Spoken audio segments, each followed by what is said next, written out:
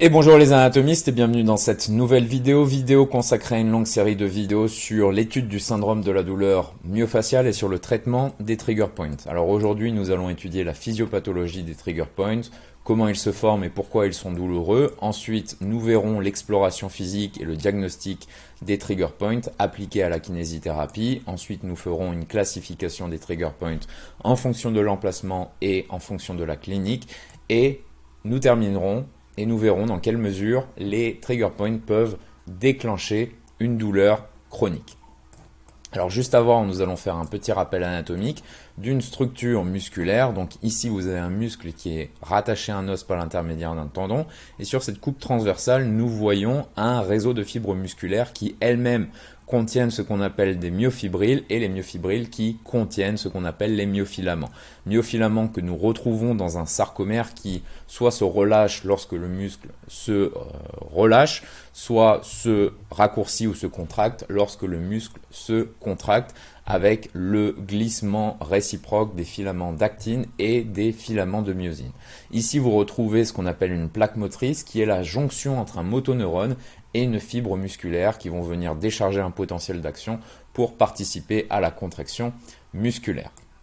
Donc les points gâchettes, les trigger points myofaciaux se développent principalement, alors je dis bien principalement au centre d'un ventre musculaire où se trouve la plaque motrice. Nous verrons qu'ils peuvent se déclencher, apparaître également près des unions myotendineuses. Mais principalement, ils se développent au centre du ventre musculaire. Et ce sont des nodules qui sont palpables dans le muscle tendu. Ils ont une taille d'environ de 2 à 10 mm et ils peuvent se manifester à différents endroits dans tous les muscles squelettiques du corps. Nous avons tous des points sensibles dans le corps, ils peuvent même être présents chez les bébés et les enfants, mais leur présence n'entraîne pas nécessairement la formation d'un syndrome douloureux. Nous avions vu dans la précédente vidéo qu'il existe des trigger points actifs et des trigger points latents ou passifs. Lorsque la douleur se produit, les trigger points sont directement associés au syndrome de la douleur myofaciale, à un dysfonctionnement somatique et à des troubles psychologiques, mais également à des troubles du fonctionnement au quotidien. Alors à l'intérieur de la bande tendue se trouvent les plaques motrices en dysfonction et ces plaques sont responsables des trigger points, d'accord ? Les plaques motrices en dysfonction sont responsables des trigger points. Alors le muscle est composé de sarcomères. Le rôle du sarcomère, c'est l'interaction entre l'actine et la myosine au niveau de la bande A du sarcomère et qui est donc responsable de la contraction du muscle et qui suit le modèle des filaments qui vont glisser les uns sur les autres. Mais également les sarcomères, qui sont des structures microscopiques, agissent comme des pompes qui permettent la bonne circulation sanguine dans les fibres musculaires. Et donc, selon la théorie du Dr Travell, lorsqu'un trigger point est présent, les sarcomères situés dans ce point sont constamment contractés. Ils sont constamment contractés. Il s'ensuit un appauvrissement de l'apport en oxygène dans la zone et une accumulation de déchets métaboliques. Donc, nous l'avons dit, un hypertonus des sarcomères existe. Et le trigger point se construit lorsque les sarcomères sont incapables de relâcher leur contraction. Les trigger points se construisent lorsque les sarcomères sont incapables de relâcher leur contraction.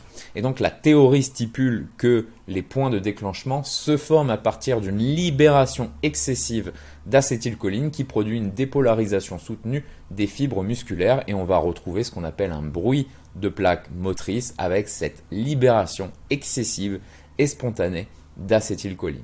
Alors en effet, les trigger points ont une composition biochimique anormale avec des concentrations élevées d'acétylcholine, de noradrénaline, également de sérotonine et un pH qui est plus bas.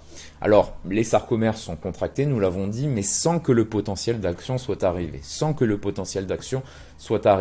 Et donc ces sarcomères contractés peuvent à leur tour tirer sur les tendons, les ligaments associés aux muscles et peuvent causer des douleurs au plus profond d'une articulation, même lorsqu'il n'y a pas de muscle.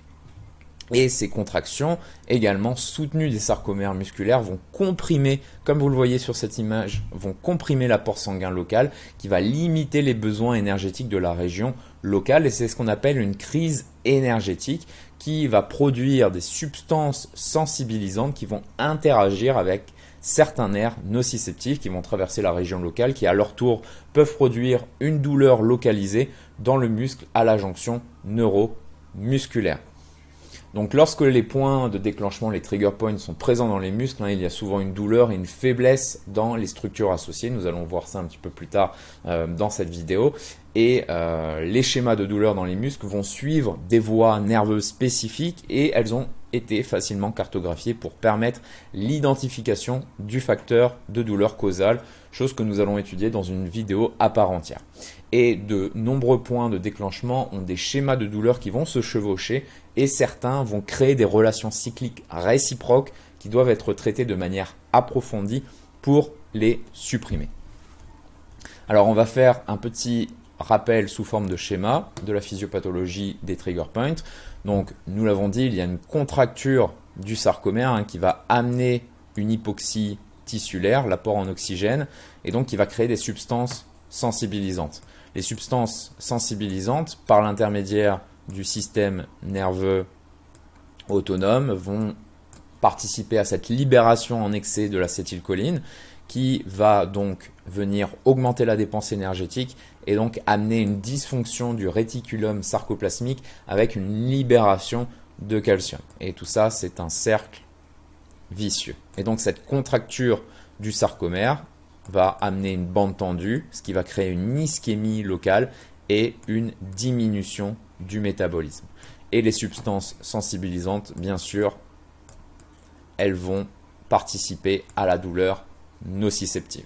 Donc, il y a une libération excessive d'acétylcholine, une augmentation de la dépense énergétique, une dysfonction du réticulum sarcoplasmique, une contracture du sarcomère, une hypoxie tissulaire, des substances sensibilisantes qui vont amener la douleur nociceptive, donc une ischémie locale puisque la bande est tendue et une diminution du métabolisme. C'est ce qu'on pourrait appeler la théorie de la crise énergétique.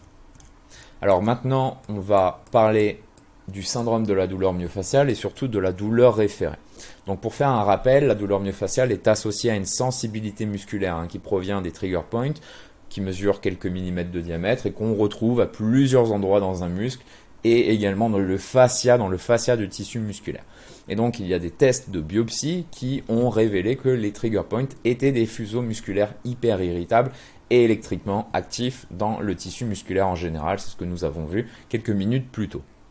Et le truc des trigger points, c'est qu'ils vont créer une douleur référée, d'accord? On a une dysfonction primaire, d'accord? Et on va pouvoir noter une douleur référée, comme vous le voyez ici avec cette image. Par exemple, la douleur ici, la dysfonction primaire est au niveau du triceps et nous allons pouvoir noter une douleur référée, par exemple, sur le muscle temporal ou au niveau de la mastication.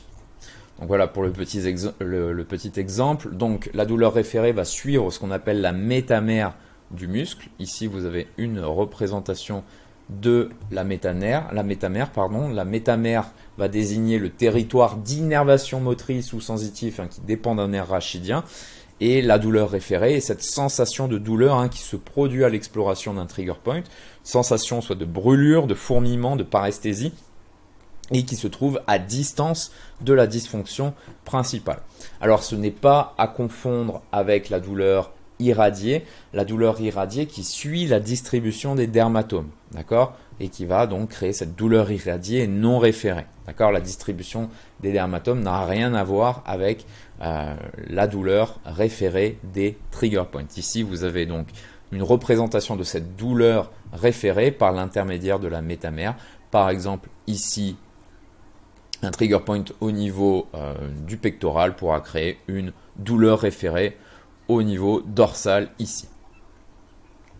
Alors comment ça se passe? Donc la stimulation continue des fibres nociceptives C va maintenir le segment médulaire, donc la métamère, en hyperexcitation, et donc cela peut créer ce qu'on appelle une sensibilisation périphérique. D'accord? C'est ce qu'on appelle une sensibilisation périphérique. Et donc cette métamère sensibilisée va maintenir une suractivité des fibres efférentes, ce qui va créer donc ces trigger points et ces douleurs référées. Et à long terme, cela peut arriver au système nerveux central et créer donc une sensibilisation centrale. Maintenant, nous allons parler d'exploration physique et de diagnostic. Donc le diagnostic du syndrome de la douleur myofaciale par un kinésithérapeute se fait par la palpation des trigger points. Ceci va provoquer une douleur qui correspond à celle du patient, qu'il ressent dans la vie quotidienne. Donc notre but dans l'exploration physique et dans le diagnostic d'un trigger point, c'est de reproduire les symptômes douloureux du patient avec l'exploration. Est-ce que la douleur est locale? Est-ce qu'elle est référée? Est-ce qu'il y a des symptômes végétatifs?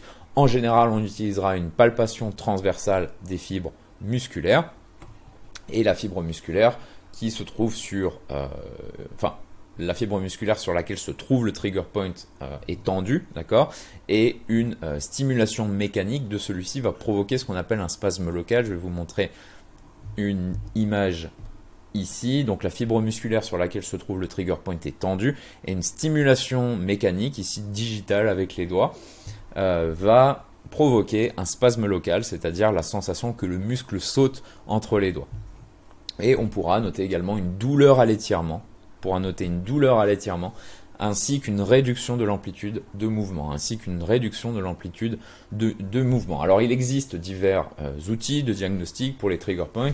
On peut utiliser les ultrasons. Dans les ultrasons, au niveau de l'échographie, donc il y a une zone qu'on appelle hypoéchoogène, si je prononce bien, c'est-à-dire que cette zone ne va pas envoyer les ultrasons de l'échographie, ce qui donne une zone sombre. Et on pourra utiliser également ce qu'on appelle l'échographie Doppler, qui va montrer une diminution du flux sanguin au niveau des trigger points. Alors maintenant, une classification des trigger points selon l'emplacement. Donc nous avions vu que les trigger points peuvent se trouver au niveau du ventre musculaire, mais qu'ils peuvent également se trouver dans l'union myotendineuse. Et selon la clinique, alors on avait parlé dans la précédente vidéo, vous avez des trigger points actifs qui sont les responsables des symptômes actuels, des symptômes présents du patient, et le patient reconnaît bien sûr sa douleur. Et vous avez des trigger points latents ou passifs, il n'y a pas de symptômes douloureux spontanés. Ça peut être douloureux à la pression, mais le patient ne reconnaît pas sa douleur. Alors, la chronicité des trigger points. Donc, si après le traitement, il n'y a pas de changement au niveau de la symptomatologie du patient, d'accord? S'il n'y a pas d'amélioration, s'il y a une amélioration mais qu'elle n'est pas complète, ou si la douleur disparaît pendant quelques jours mais qu'elle revient, il faudra penser à des facteurs de chronification des trigger points. Et ces facteurs ne sont pas les mêmes facteurs d'activation. Alors, ici, je vais vous remontrer par rapport à l'étiologie des trigger points. Donc ici, un trauma peut causer une bande tendue et donc un trigger point latent ou passif. Et un événement aigu peut arriver comme une période de stress et qui va transformer ce trigger point latent en un trigger point actif. Et ce trigger point actif donc, va créer une sensation douloureuse, locale, même référée. Et il y a des facteurs de perpétuation, de chronicité qui peuvent apparaître et donc faire en sorte que les trigger points déclenchent une douleur chronique. On va distinguer des facteurs ergonomiques liés à la mobilité, à la posture, aux activités de la vie quotidienne du patient, mais on va noter également des facteurs structuraux comme une radiculopathie, une scoliose, des dysfonctions articulaires, des dysmétries ou des cicatrices ou de l'arthrite.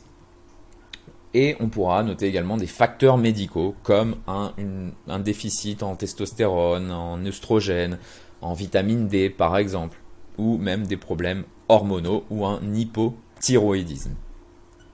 Donc ça c'était par rapport à la chronicité des trigger points.